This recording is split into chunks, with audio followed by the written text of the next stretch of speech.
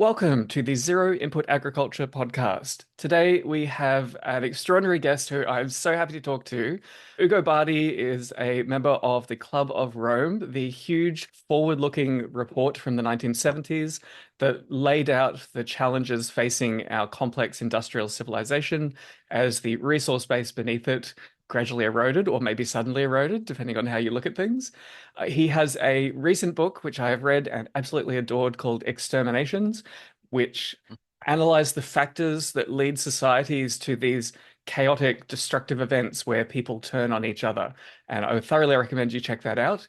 But I'll throw over to Ugo. He can to Ugo Bardi. He can tell you a bit more about who he is and how he reached this point in his life. So over to you, Ugo. Oh, it's a good question. How did I arrive to this point in my life? Okay, let's see. Where do I start from? I was back 2001. I was in the United States. I was in California working as a chemist at the Lawrence Berkeley lab, as far away as from farming as you could be. And on September 11 of 2001, I saw the fall of the towers in New York on my TV screen on my home. And at that point, I started thinking there's something wrong in my life, because I had been working with crude oil chemistry, oil catalysis, oil refining. As a chemist, yeah, I am a chemist basically, and that's what most chemists are somehow connected with oil and gas and all this kind of stuff. And at that point, I started thinking, okay, something is wrong. Let's try to understand what is wrong. And I don't think I ever understood it really, but anyway, I made a gallant effort, I should say. So writing books, developing models, trying to use the kind of learning that you have as a chemist. As a chemist, you learn to juggle numbers, to make mathematical models, to figure out how things react with each other, which is chemistry. Chemistry is about how molecules and atoms react with each other. And then you can move it. It's not so different in the way that people interact with each other. Sometimes you have a certain thermodynamic willingness to react with other people. And so people sometimes react in an explosive manner, just like chemical substances do. That's what most people who studied chemistry did, that because as a child they loved explosives. that's that's common. I myself, I did something like that. I never destroyed anything before, but anyway, it's a chemistry is a way to have things react with each other. Something happens. It's an interesting field of science, because it's not very theoretical. It is very practical. You do things, you move things. It's like, in a sense, maybe it's not so unlike the job of a farmer, because a farmer makes things grow. A chemist does maybe the opposite, destroys things. But anyway, it's not so different. So for the past 20 years or so, I've been trying to understand why people do the things they do. And as you mentioned at the beginning of this talk, it's the latest book, the book I wrote, titled Exterminations. It's an outcome of this attempt to try to understand why people do the awful things they do to each other. It's not easy. I don't think I can teach lessons to anyone, but I tried my best to put together what I had learned over some 20 years of work in this field. And if you have some capabilities, as I said, as a scientist, you can make model, you can use thermodynamics, you can try to quantify a little things that happen. It's not like a politician will say, well, things are not so good because some evil people is doing bad, they are doing bad things. So once we destroy the evil people, then everything will be fine. And that's unfortunately doesn't work so well. We can destroy the bad guy of the year, but then things don't improve. As you can say, things do not get better. So we are in a situation which is a little worrisome, to say the least. And I started writing this book. Didn't take me so long. I started at the beginning of this year, and I hoped it would be a theoretical exercise. Instead, it seems to be a description of things which are actually happening in the world. So anyway, you set me to tell a long story. Essentially, let me go back to some details. I was a chemist studying oil. Then I started to study the economics of oil, how it is extracted, produced, sold, the financial system, the perspectives for the future, what happens. Because oil, with the best of goodwill, that's not like farming. Farming, if you farm well, you never run out of soil.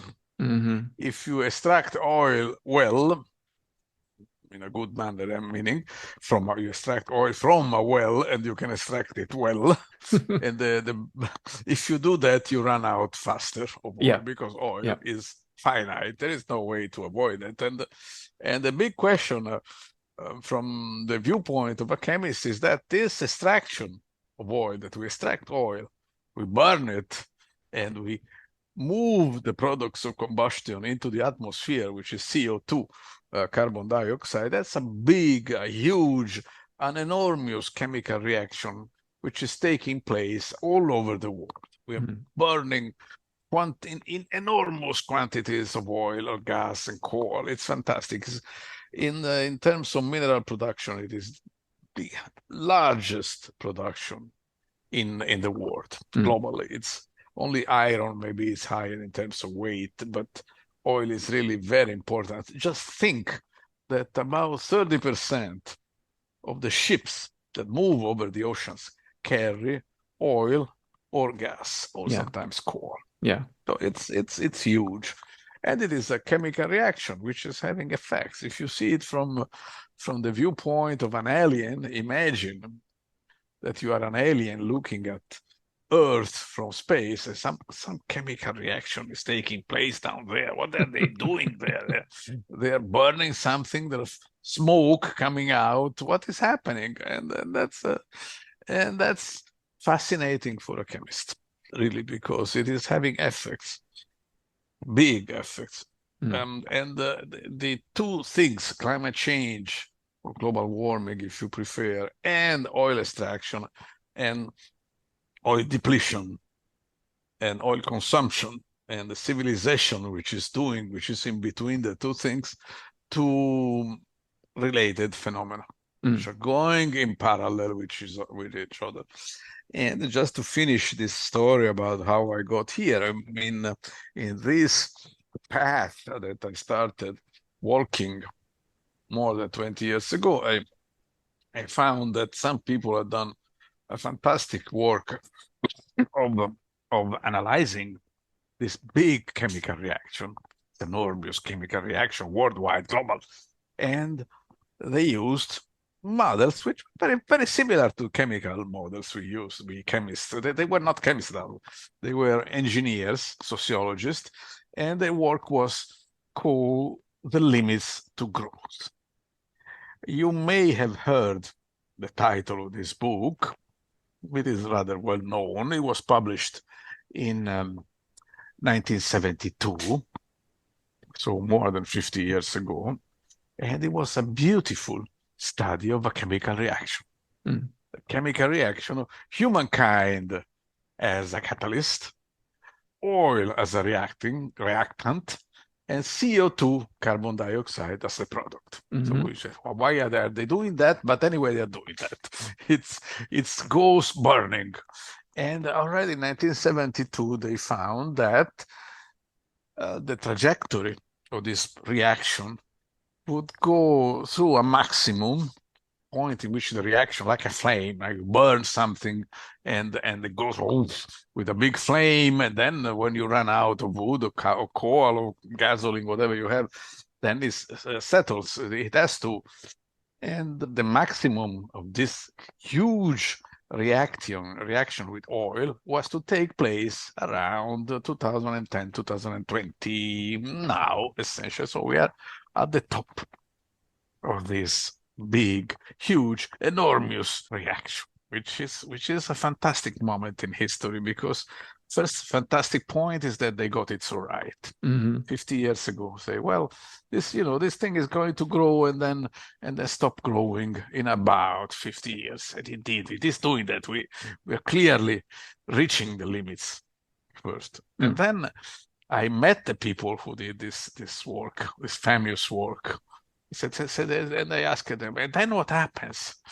And they told me, we have no idea. Because, but whatever is going to happen, it is not going to be good, Mm. as you can see. Yes. And Yeah. and that's why I wrote a book dedicated to exterminations.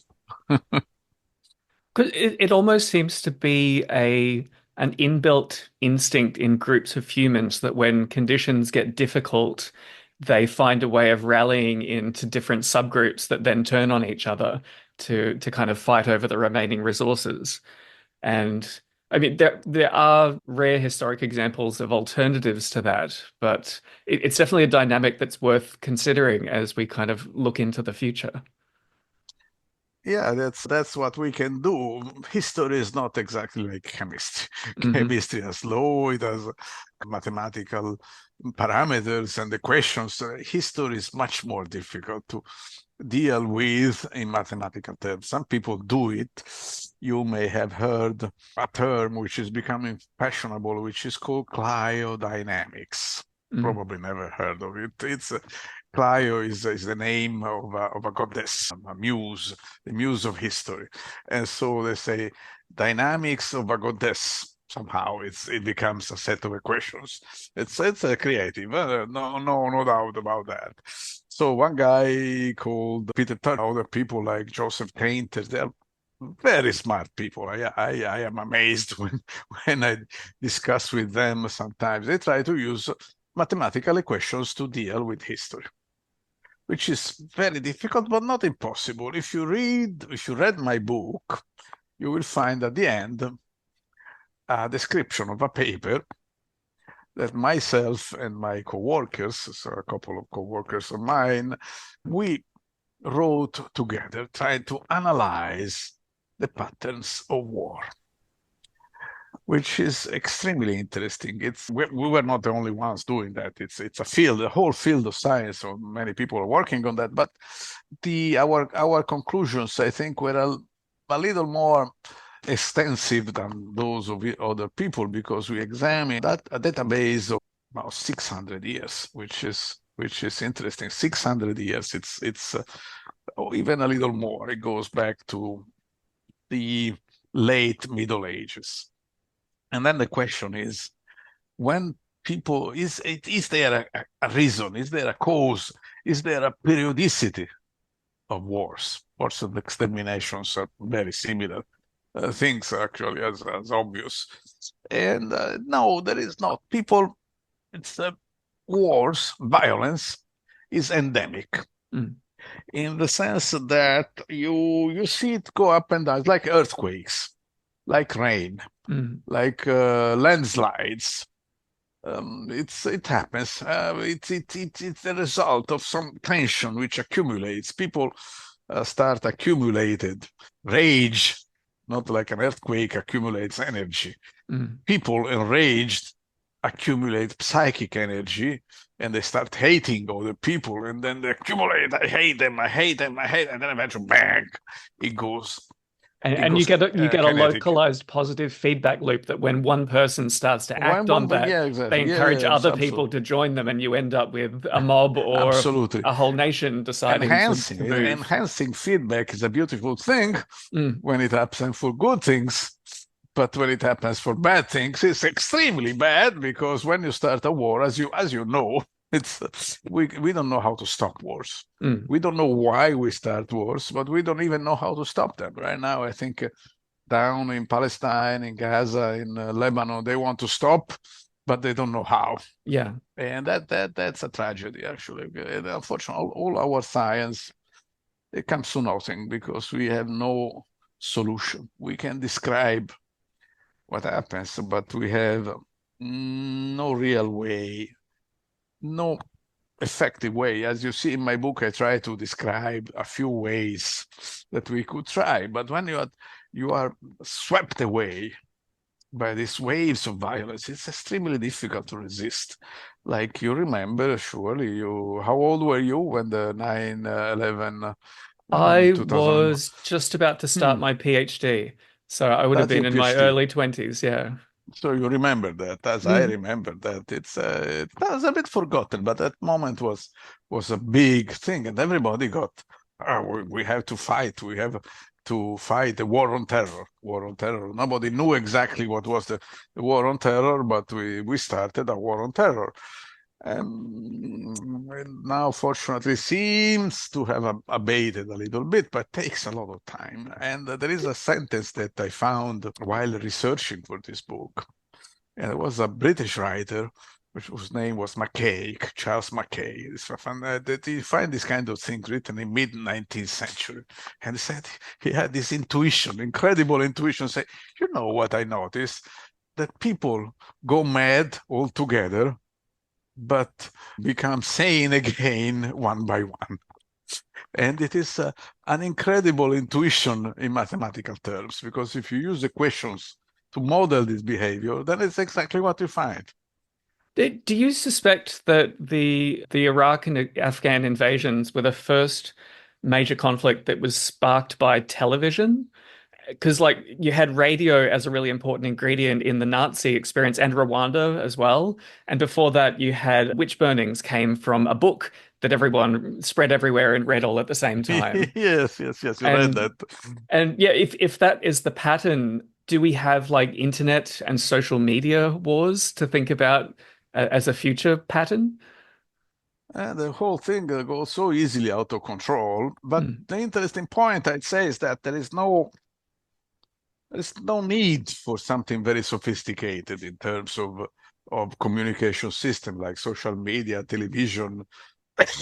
During the yeah, not everybody knows, but the Germans had TV during the mm, Second World War, mm, and the Nazis were reasonably good in terms of propaganda, but they're not so good. I mean, if you look at what they were doing at that time, they were amateurs. mm. Really, it's It very crude. it's almost like an arms race between the propagandists and the people that they're Yeah, trying no, to no, manipulate. That propaganda always we wins. Don't well, worry about that. but over time, like the propaganda of the Second World War, would it work as well on modern audiences, or is it not sophisticated Not enough? today. Not Yeah. today. We have much more sophisticated propaganda techniques. Mm, But what is fascinating is that I mean the Germans of the 1930s, the time of the Nazis, the Hitler and all these people, they were sophisticated people. They were read people. They were cultured. They had university. They were one of the most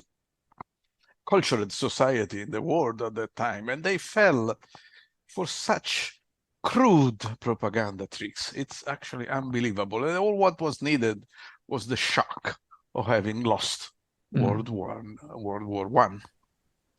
And people are weak. We are weak. You are weak. I am weak. We can easily fall for simple tricks. So, do you have any thoughts on ways that societies could control that buildup of tension? And one historic example I can think of was the Aztec Empire that used to have flower wars. They would have these ceremonial wars that were designed to, they were basically like sporting events with beheadings at the end of them to kind of sublimate that anger and that rage between different people in their empire. And do you think something like that could emerge in the future? Good point. It's you see again when you study history using equations, you see that there are some rules. There is no way to describe history precisely with the questions. No way. You cannot say such day there will be a war.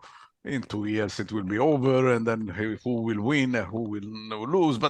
But there are trends, and equations, models can tell you a lot about how these trends develop. And one thing that you see is that there is a trend for history to stabilize. As you said, for the Aztecs, you get at the beginning you get a big friction. Some group of people arrives, then they fight the people who were already in place, then they win, they lose, they restart, they kill each other. But eventually there is a trend, a tendency to stabilize. It exists. There's no doubt about that. And we see this stabilization happening and sometimes becoming reasonably stable for a certain period. And it is interrupted by some specific factors, which may be, for instance, population. Some sections of a region becomes overpopulated. The people who live there decide, well, we want more food, more land, more women. Also, that's typical reason for war.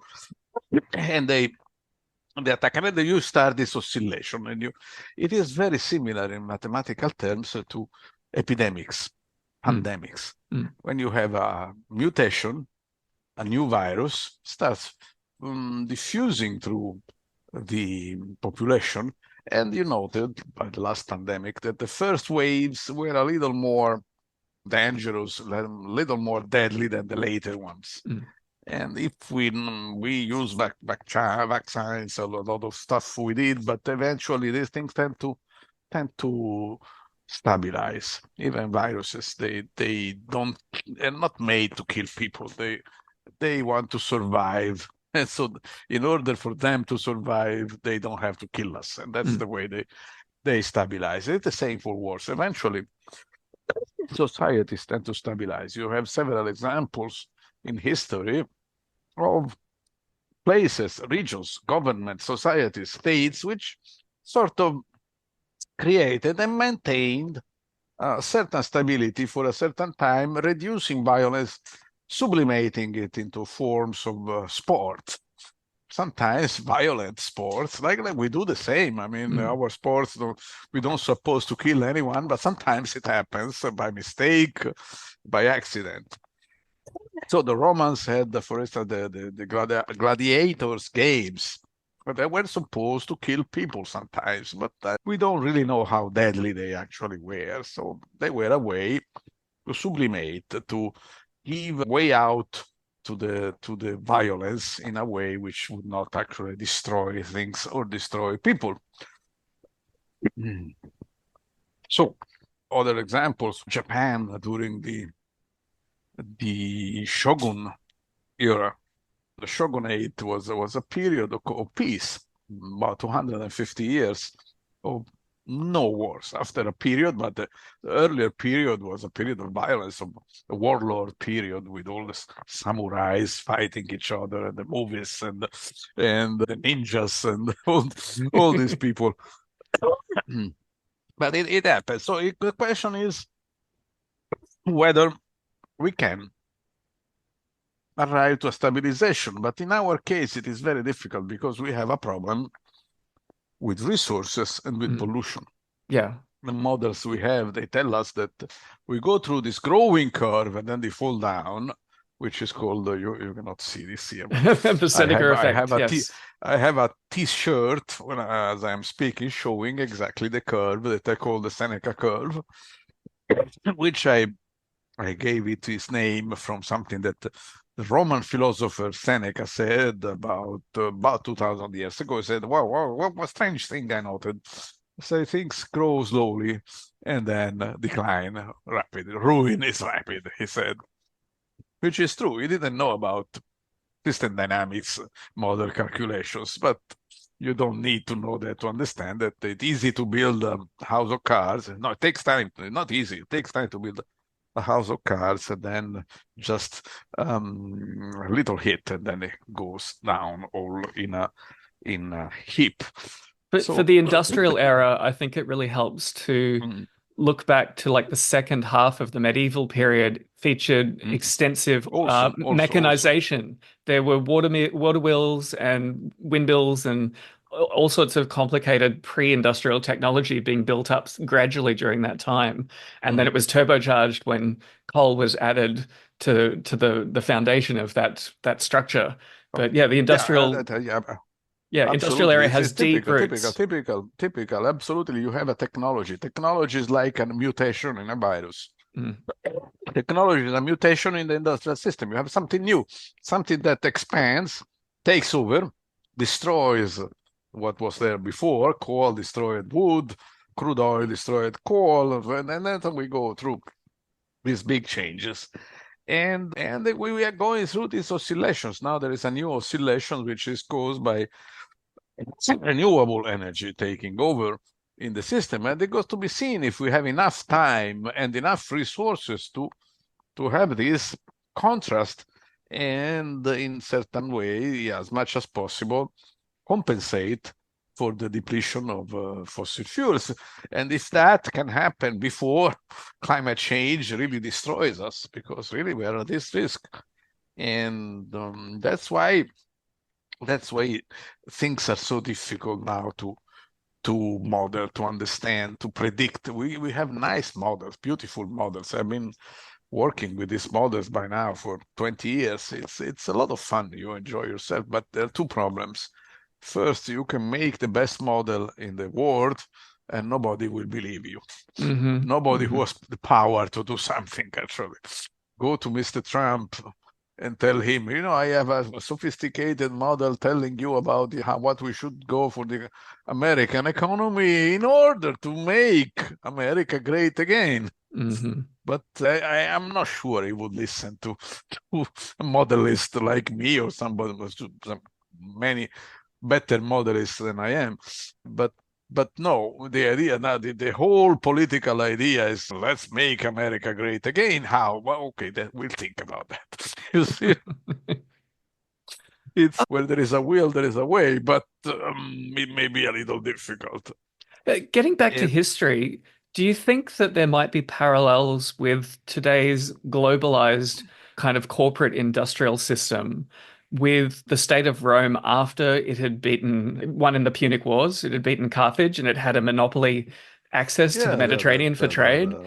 And after that's a that point. Yeah, after that point, there were no more really major wars with like identifiable enemies. It was mostly about disintegration and civil wars, that holding that huge structure together was the challenge rather than having like I know China gets kind of, painted as the boogeyman in that next big, World War conflict, but I'm not sure we actually have the resources and the demographics and the the deep political schisms anymore to actually have anything like a world war. I think we're so interwoven that the only thing that can happen is those smaller conflicts and disintegrations. You have it exactly. That's the point. The Roman Empire went through a cycle which was very similar to what we expect our cycle will be. Just as a fun thing, I I had this intuition about the Roman Empire.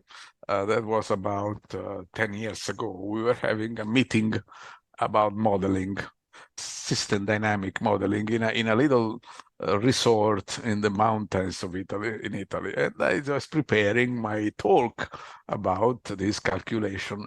And then I thought, but that's something very similar. That's the Roman Empire, because not my invention, but I found a paper by Swedish or Norwegian, I'm not sure, guy who had used the same equations to provide a sketchy model of the Roman Empire. So this is a good idea. That works. So I went to this place, and then I went up on the conference. I said, "Friend, Romans, fellow citizens, I'm not here to And so that was a great moment for me, and it works because really it's like as I was making a comparison with epidemics. It's not very different. Every epidemic has a different virus or a different bacterium, but the process is very much the same. You have a new virus somewhere starts, grows, goes through, and then disappears. Always the same. And it is the same for societies. Big societies go through very similar cycles, except there are exceptions, of course. But Rome still teaches us so much about our situation. We are now in a situation in which the empire has grown more or less as much as it could, and now it is facing decline. There is no doubt about that. And we are trying to do what we can. But you were perfectly right when you said we don't have anymore the human resources that would be needed to start a real full-size Third World War. And there is another point, if you like, I could Yeah, try yeah. to propose it, but you probably read that the Romans were, at least in part, destroyed by mercury poisoning. Hmm. Did you know this story? The story that they used to drink wine from leaden cups. Yeah, And yeah, lead and mercury. Mercury, they were also metal, heavy yeah. metals. And we have the same problem, but so the Romans, the late Roman Empire, had a huge um, problem of manpower. Mm, Huge, huge, huge.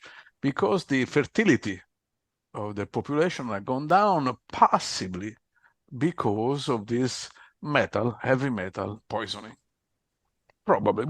We don't have quantitative data. We cannot prove this kind of interpretations, but it could be now compared with our situation now. If you look at what's happening, is that humans, males, for instance, and that's something easy to measure, they are losing about 2% of their sperm count per year. Now, make a calculation, and you mm. see that in 50 years, there won't be any more children if it keeps going like this, and nobody knows why. Just like the Romans didn't know I, why uh, they had this population problem. I, They I, not enough people. I made a Substack post a while ago that hypothesized that cities function like predators.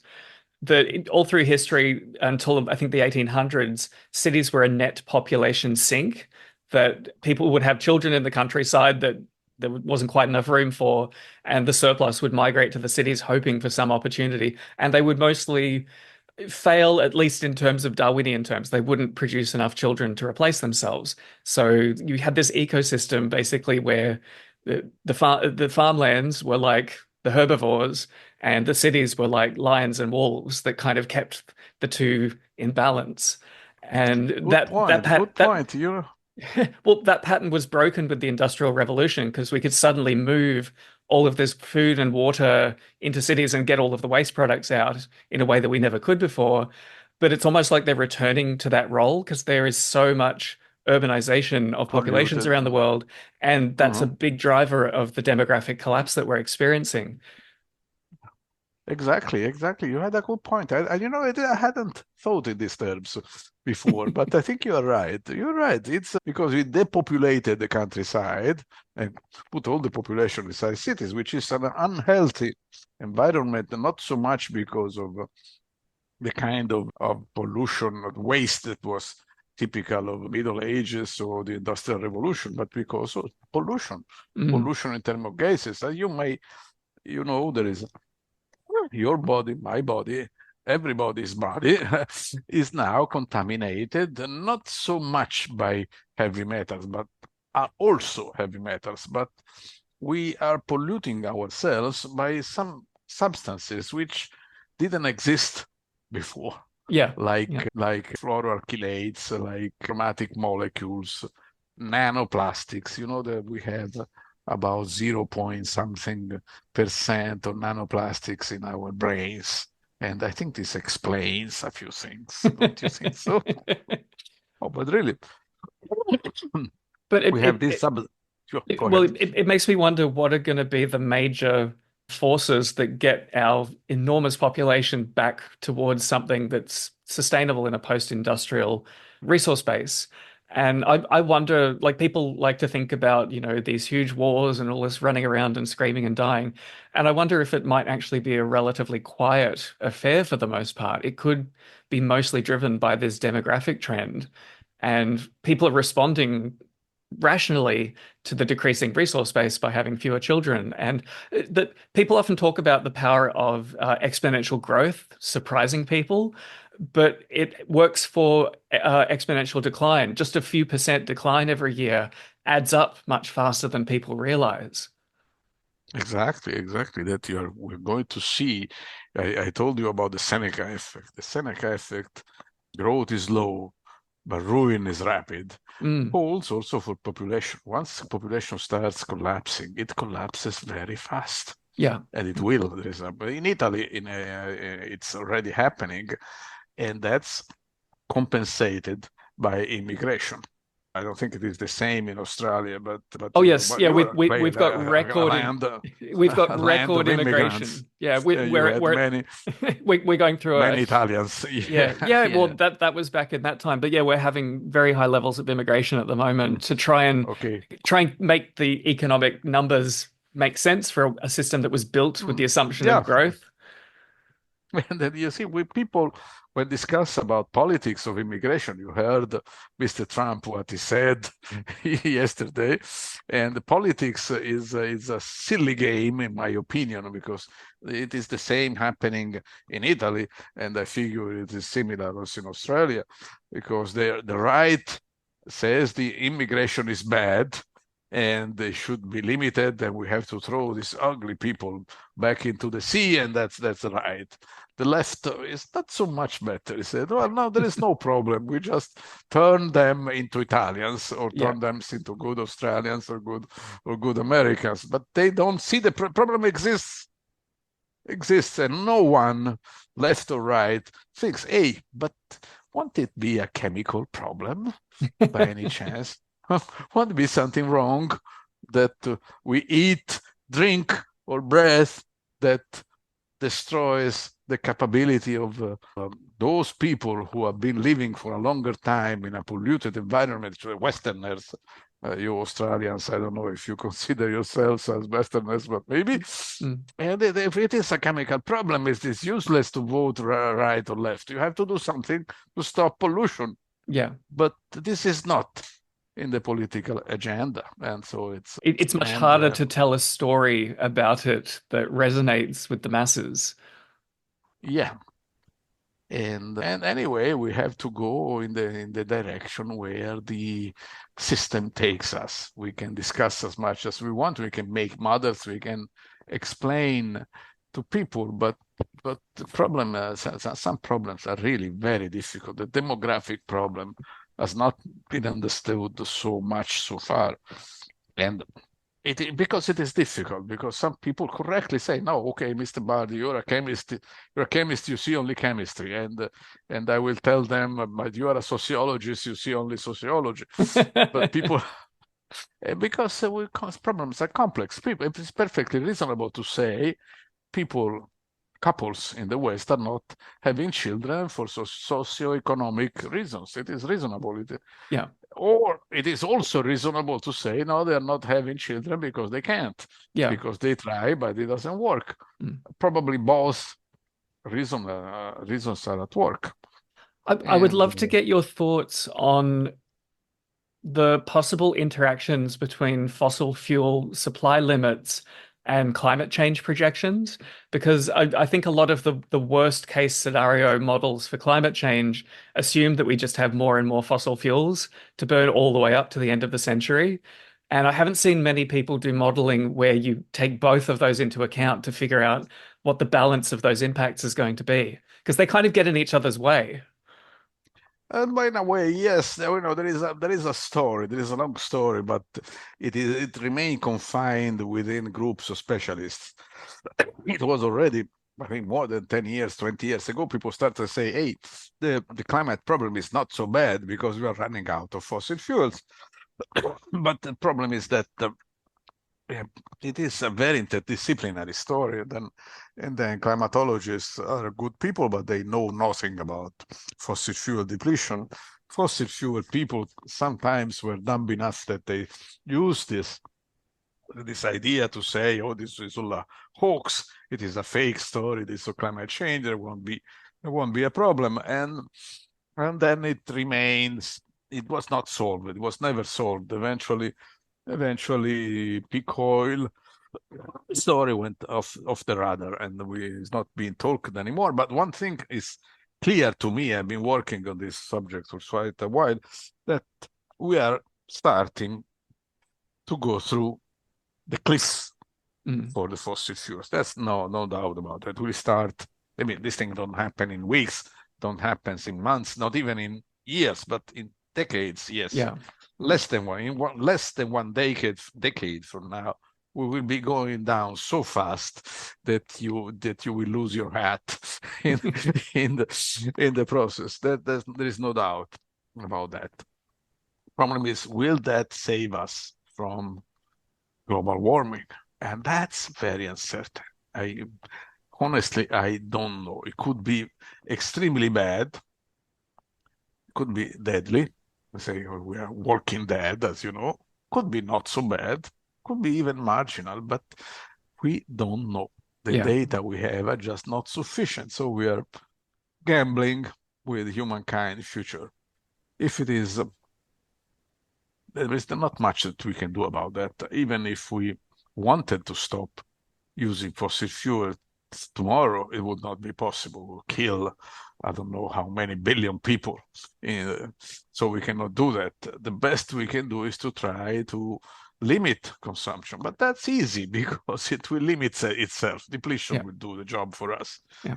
Will it be sufficient? Good question. So, next, Ugo, I was really fascinated in your book by your three ingredients that seem to be necessary for historical exterminations to take place. And I don't want to tread over that territory because I recommend people read the book. You have so much fascinating historical analysis of those three ingredients that are necessary for groups to be attacked by the dominant culture. But I do want to see if we can explore how those rules can be applied to online communities in these days. And do you want to have a go at bouncing around Yeah, those let's ideas? try. Well, so many things to discuss. When you discuss exterminations, you go into the way of behaving of human beings that we think we should be good. Humans are supposed to be good, but they're not.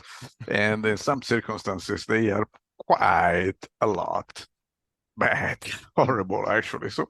So I didn't deal so much in my book about virtual states, but once you study the subject of how humans misbehave with each other, then the three laws of extermination came out by themselves because in order to exterminate a group, first of all, you have to have a group.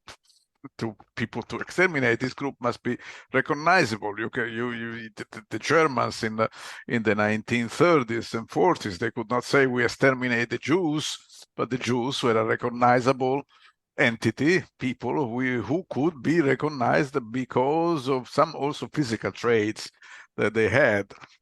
And second thing, you have to gain something by because exterminating people is expensive. You have some to spend some resources. So this subgroup has to be relatively wealthy or at least have something that you want at the very minimum, like for the Native Americans, or we call them Indians, although should not use the term anymore, but the Native Americans had the land that the whites wanted. They were not rich, but they had the land. So you have to get something back in return.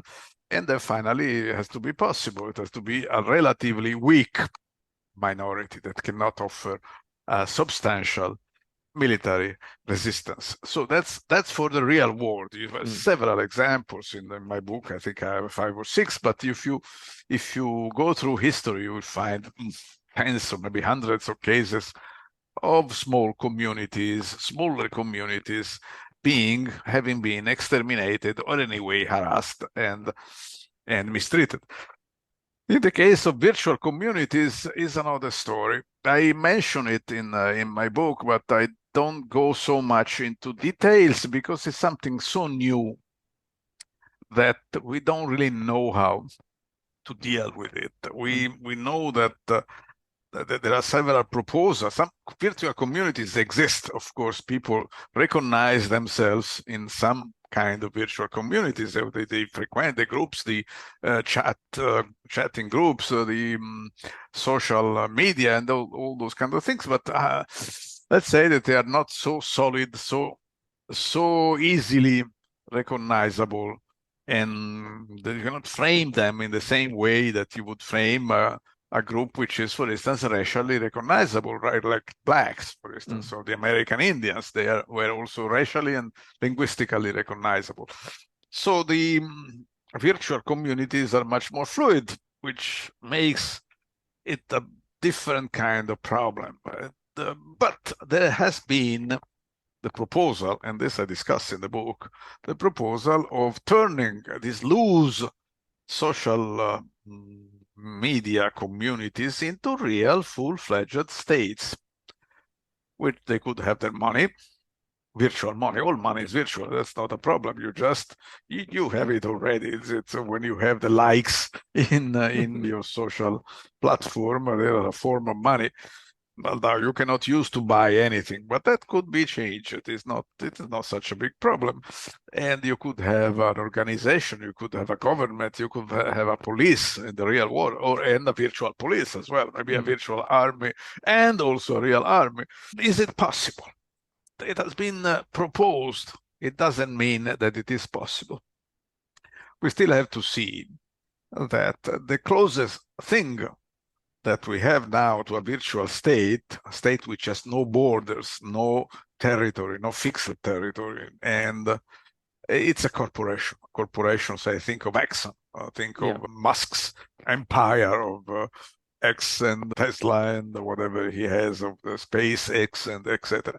I would And suggest so Apple is probably the closest Apple to being a also, yes, proto or nation because Apple they and Microsoft, Google, well, and Apple is very. Facebook. Apple has the people who are Apple enthusiasts pride themselves on being distinct from, the people who just use Microsoft because it's the majority. And they develop a very clean aesthetic. Like there are religious notes to the Yeah, whole that's right. Apple That's right. community. You have a good point. I didn't think so much about that because I always hated Apple personally. I am more a Microsoft person in the sense that I never fell for this marketing trick that you buy something, you make yourself different than the others, right? You Hmm. buy Gucci shirt and so you are because but it's so easy to trick people. Human mind is so easily plasmable. It's you they can play a lot of tricks with your mind. So but it is possible. As I was telling you in another before we started the interview, I think that Mr. Musk is planning right now to buy the United States, which which is I don't know how much would you pay for the United States? How much do you think the Do you, United States is worth? do you take on all of its debts at the same time when you pick up the keys? You know the movie The Kingdom of Heaven. At some point there is a line that the Christian, no, the Christian king handles gives the Jerusalem to the Muslim king because he won. And says, "How much do you think Jerusalem is worth?" And Salah ad-Din says, "Nothing and everything." It's it's a good point for a state because a state or a city is worth nothing in itself, but it's everything actually. It is this frame that makes your life possible. So it's worth nothing and it is worth everything. So, but it is possible to buy not the state, but the structures that compose it. Yeah. And You, so you can buy the government, not the state. you reminded me of a paper I read recently, or a blog post, suggesting that a Facebook group functions like a feudal fiefdom, that there's usually one admin who is in control, and all they can really do is to exile, which is kind of like executing people who don't Yeah, accord with that that's community. Like there's very little power to like, retrain or restrain individuals. All they can do is basically chop their head off and kick them out of the group. yeah, And it, those not states, those are tribes. yeah, Tribes, yeah, you have a certain leeway. If you don't like your boss in a tribe, you leave. And if you establish your own tribe or you join another tribe, it's a different kind of world. In a state, you cannot do that. You're a citizen of Australia. I'm a citizen of Italy. I can not easily change my citizenship, mm, and uh, and so it's a different kind of slavery because I really cannot. There are many things I cannot do as an Italian, and I figure also for your case as an yeah. Australian, you can plenty of things you cannot do, or you can do that I cannot do, and, and vice versa. It's tricky So because the it's stakes are so low. Like when you're excluding someone from a virtual group, you're not killing them, you're not taking real property.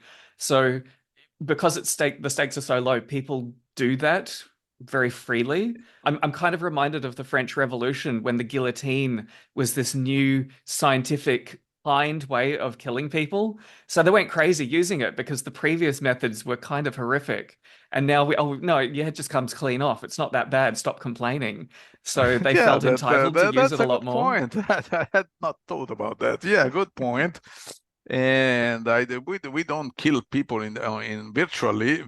You are virtually killed, but you are still alive. So there's fortunately the web is much wider than there is no borders, no evident borders, so nothing prevents you from making your own state on the web, your own Yeah, group, your own. anyone's free to create their own group, but Yeah, that's it's not the land that's limiting, it's mm, the citizens. You have to encourage other people to come yeah. and follow you Yeah, as a so fiefdom. yeah, that's Uh, of course you start your own state on the web and you discover you are alone. At least you don't yeah. have problems with the majority because you are the majority. But The- it is the very strong point, the point which is being discussed now. Can we make the state as a borderless entity? mm, No fixed borders, and so the state is defined, but your allegiance, your fealty to a person or to a group of persons or to a specific idea, at that point it becomes a little like a party, a political party, yeah. which they don't exist anymore in the form they were a few decades ago. Right now, they're essentially gone. But once you swore allegiance to the Communist Party, for instance, you had a card, the card of the Communist Party. You were a communist. You were supposed to be loyal to the Communist Party, Mm. and why not? I mean, it is out of fashion right now, but it could return because things always return in history. The other thing in virtual spaces is that the wealth that is being fought over is kind of meager. Like if you're just like likes aren't actually worth very much, views aren't worth very much. The only thing that could possibly be different to that is digital currencies, which are still a kind of unknown quantity about what the impact would be. Do you have any thoughts about the I have potential? many thoughts about that, but I don't know whether my thoughts are right or are better than the thoughts of anybody else, because really we're moving in a very difficult and uncertain territory. We don't know exactly. We don't. Well, we have been studying economics for at least, I'd say, 3 centuries, but Mm. still, if you ask an economist what is exactly money, I'm not sure he can answer with or she can answer with some certainty. Because what is money exactly? We have this thing is so important, so unbelievably important. But what is it? It's And elusive. that And counts and is and something that digital money is even more elusive. it's the same thing. Depends who guarantees for it.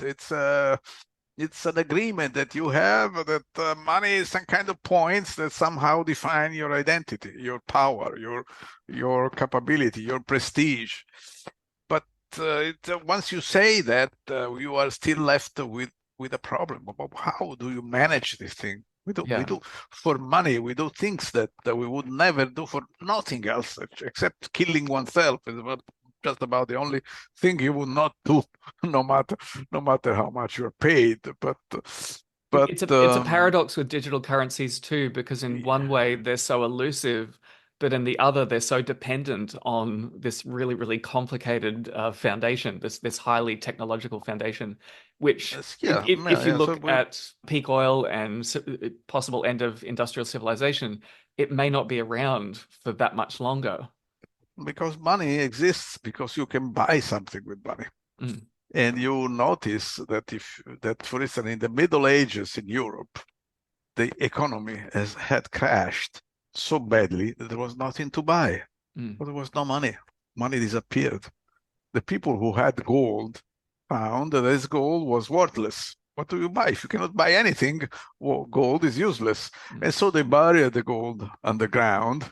And that's the origin, by the way, of the legends of dragons and the hidden treasures. I think the European economy restarted around the 9th century when some silver mines were discovered in Eastern Europe, and then the economy gradually restarted to move, and then there was a new movement of monetary movement, and there was a period of about 3, 4 centuries that money didn't really exist. mm.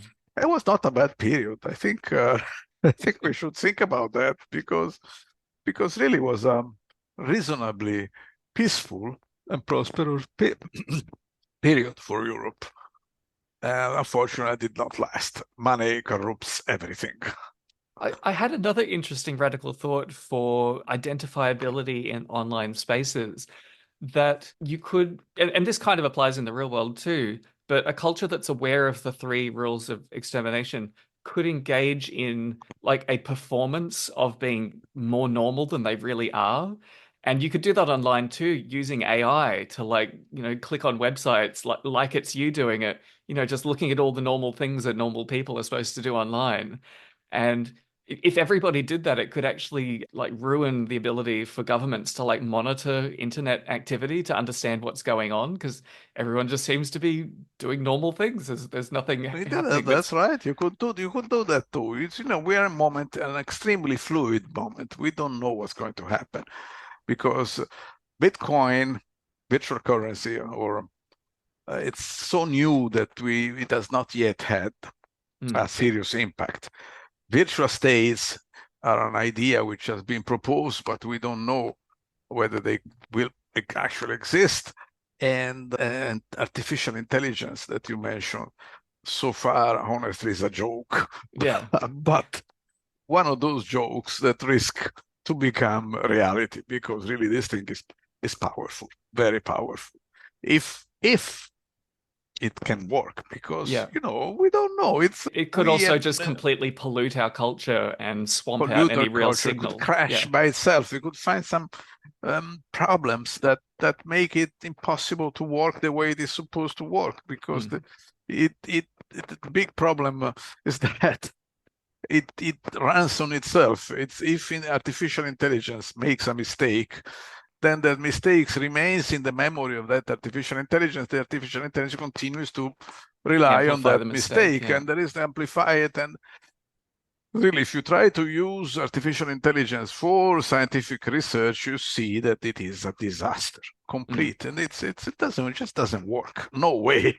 It's it can help a little if you ask what is the capital of Madagascar, and we'll tell you probably reliable reliably what is the capital of Australia. I don't know actually. Oh, it's Canberra, but nobody goes there. Okay, yeah, nobody knows about that. Yeah, you're right. If you had asked me, I would have said Sydney, but it's Canberra. Yeah, that's right. Like Um, the capital of the state of New York. It is not New York. Now, I'm also interested to explore how these three principles for exterminations could apply to regional agricultural communities that are adapting to the end of industrial civilization. So if people might understand this dynamic that when you live in a little rural town, out in the middle of nowhere. Everybody knows everyone else's business. These social pressures can be much more intense because it's not like a city where you can just disappear and like ignore people. If you've made a mistake socially, it tends to hang around.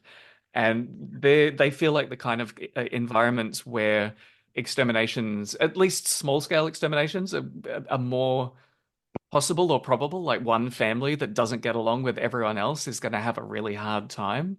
So yeah, I don't know if you have some thoughts about how. No, I think this is a question that can be answered Mm, because we have a historical example, which is the Roman Empire. hmm When the Roman Empire collapsed, the economy was turned from, it never was an industrial economy, it was essentially a military economy.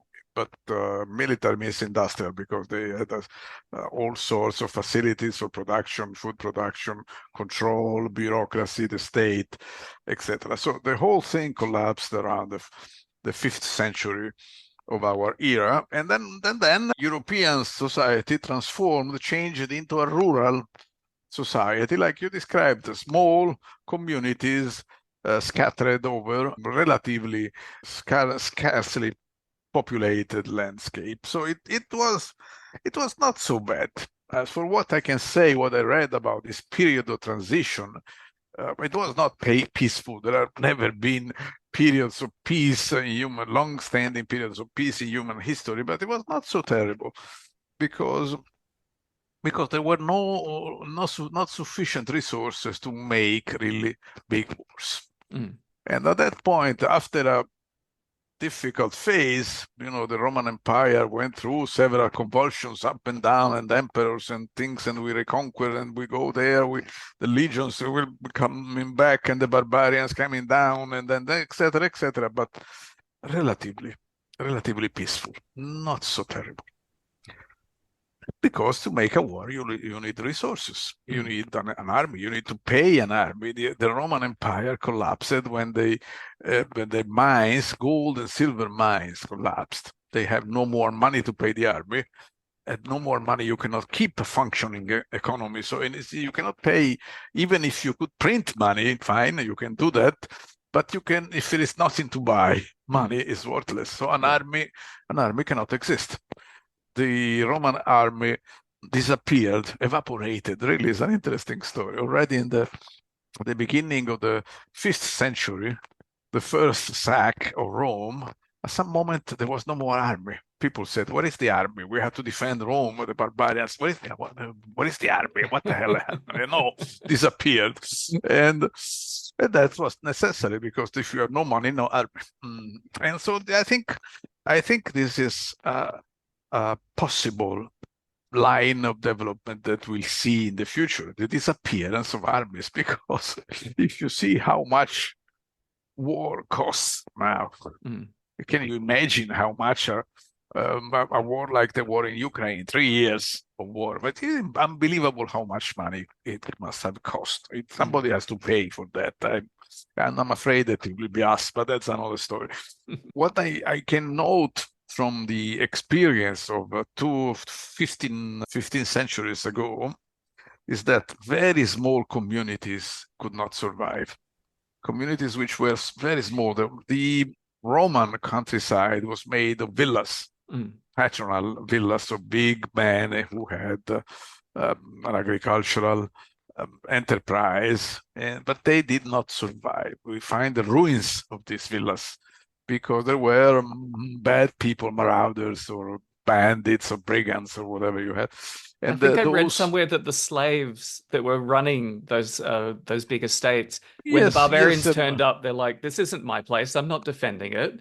yeah, I'm that's just right. That's I'm just also that, I've got no Whatever it incentive." happened, we have plenty of ruins of small estates that could not be defended Mm, from just hooligans or mm, bad people running in the countryside. But if you had a small town, then you could defend it, and then you could have a functioning economy on a very small scale, a mm, castle economy. Like we have this idea of the Middle Ages, there were castles in the countryside, but well, that's so wrong because really you could have an economy working on a scale, a town of maybe even 1,000 people was enough during that time, maybe even less.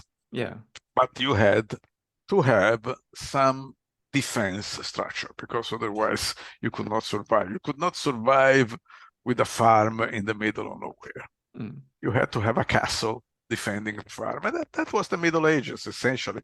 It's novelized because it was not so simple. There were towns, there were armies, there were barbarians, there were kings, all sorts of things. But essentially, the economy was reduced to a very small scale series of agricultural feuds, small land landlords who owned small estates in a network of alliances with the near neighbors, and it worked. It was relatively peaceful.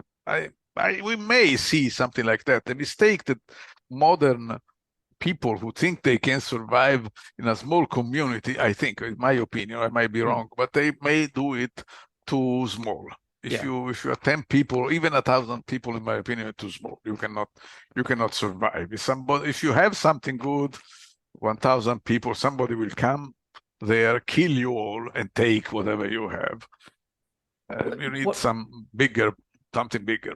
What are your thoughts on how geography influences this capacity to like recover from civilizations collapsing? I'll make the contrast between the Ukraine, which is very fertile, very flat, and seems to constantly be having another army marching through it, against the Basque region, which is fertile valleys up in the mountains, and they basically survived the Roman Empire. Like they're still there in a relatively Yeah, un yeah, yeah. And I think Ireland or Australia also is sort of defendable, I think, because you cannot be easily invaded. Actually, you were invaded at least by the Westerners, but now you are the invaders.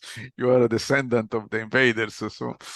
So you can, but again, we have to see which places will be better than others. That's very difficult to predict right now. It's if you live in an island, again, it may be too small. You cannot defend it. Ireland was an interesting case because in a certain period it was very good to be an island because it was small, isolated, separated by the sea, and so they were essentially spared all the invasions that Mm, crashed onto Europe.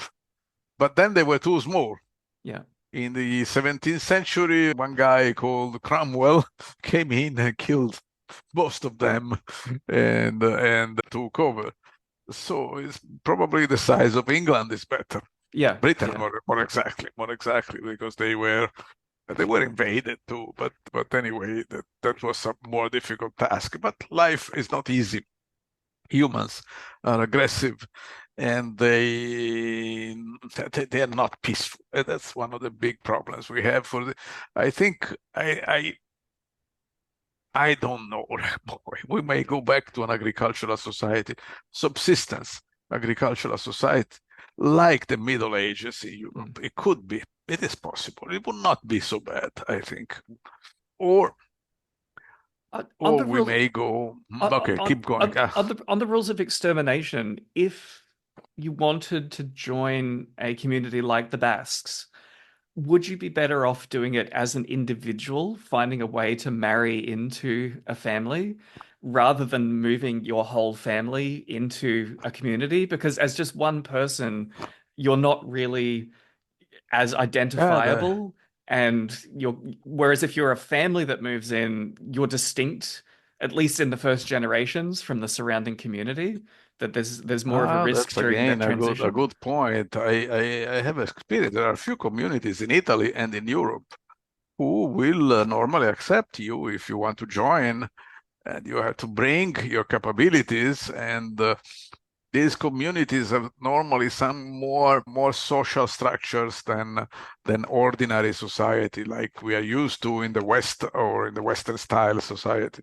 For instance, there are common kitchens, Hmm. and you don't use money within the community. You exchange goods and services, but not using money. But if some members work for externally, bring money to the community, at this point it becomes what we call a monastery.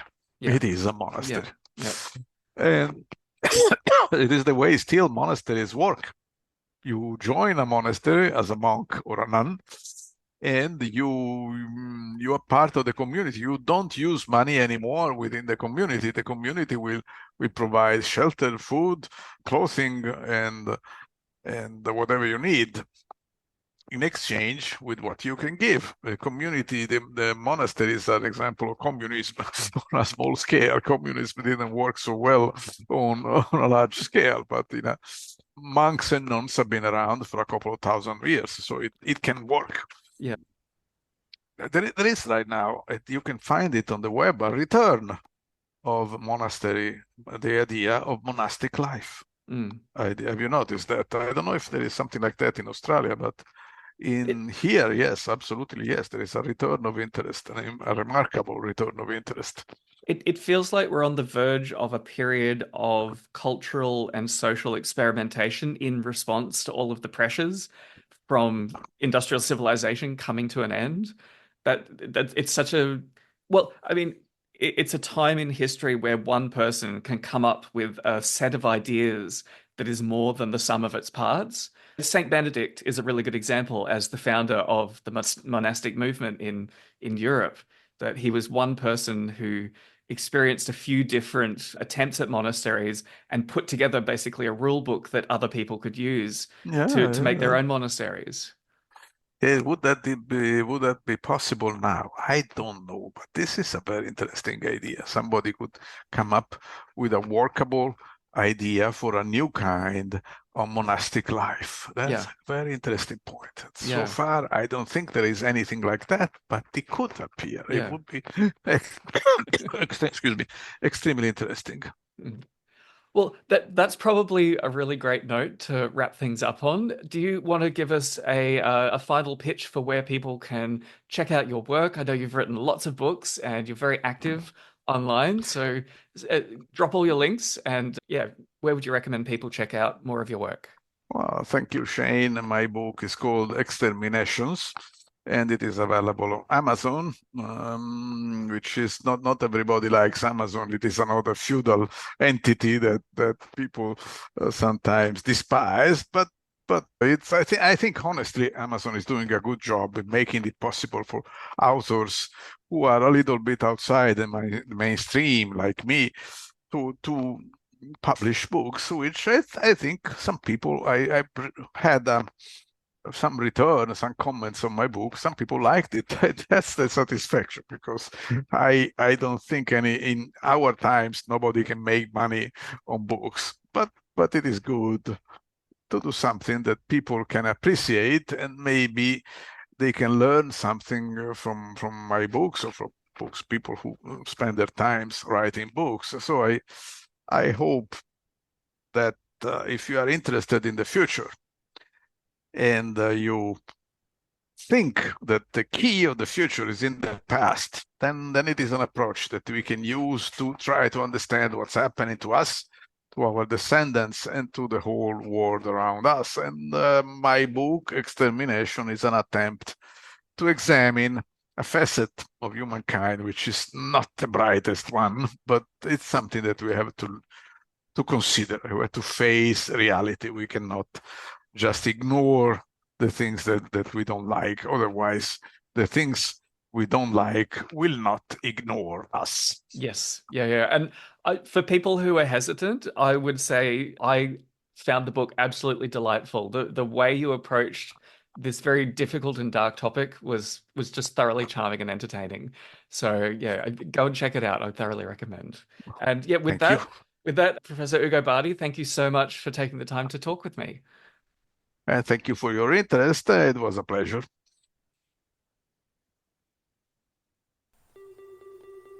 The Zero Input Agriculture podcast is a solo passion project built with my ample time and meagre resources. If you would like to support the show, then sign up for a paid subscription to my Zero Input Agriculture blog at Substack. As a reward, you can read all my past posts and listen to the audiobook of Taming the Apocalypse. If you prefer reading about the past and future of biological technology, you can read the ebook of Taming the Apocalypse through Amazon. And finally, please rate and review the show on whatever podcast app you use, since it helps other people find me. Or recommend the show directly to anyone who could use some inspiration to become a plant breeder themselves.